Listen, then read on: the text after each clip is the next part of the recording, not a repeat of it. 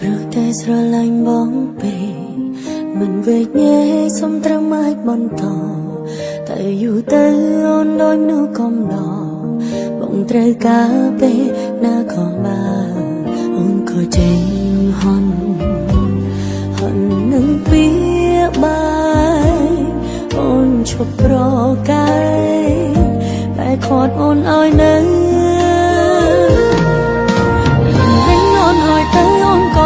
បងនៅត្រូវការໄว้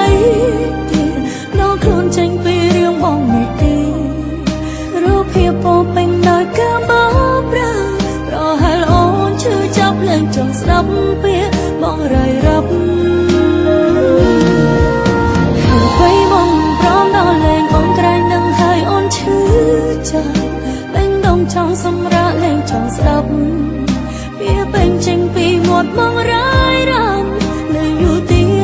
ឈឺដល់ក្បែរស្លាប់មកក្បត់ហត់ថាសម្រាប់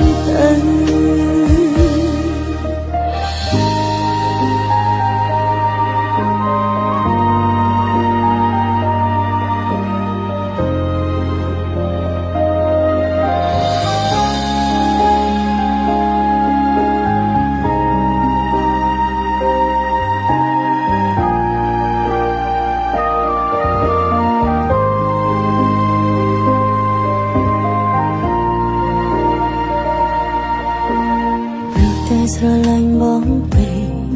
មិនវេកញែកសុំត្រឹមអាចបន្តតែយូរទៅអូនដូចនោះកំណត់បងត្រូវការពេលណាខំបានអូនក៏ចេញហន់នឹងពីបាយអូនឈប់ប្រកាយបែរខត់អូនឲ្យនៅ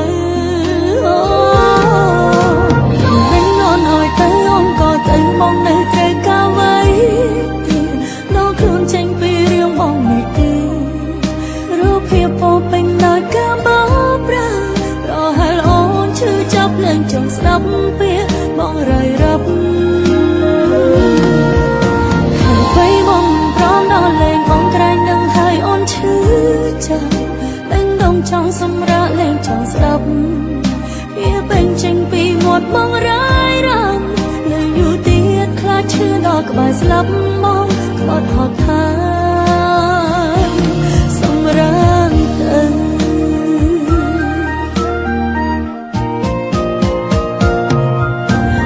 មិនអូនឲ្យទៅអូនក៏ទៅបងនៅត្រូវការໄว้ទៀតនោះខ្លួនចេញពីរឿងបងនេះទេរូបភាពពោពេញដោយការបោកប្រាស់ប្រហែលអូនឈឺចាប់លែងចង់ស្ដាប់ពាក្យបងរាយរាប់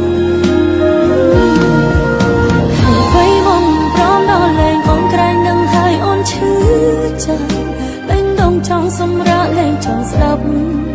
ពាក្យពេញចេញពីមាត់បងរាយរាប់នៅយូរទៀតខ្លាចឈឺដល់ក្បែរស្លាប់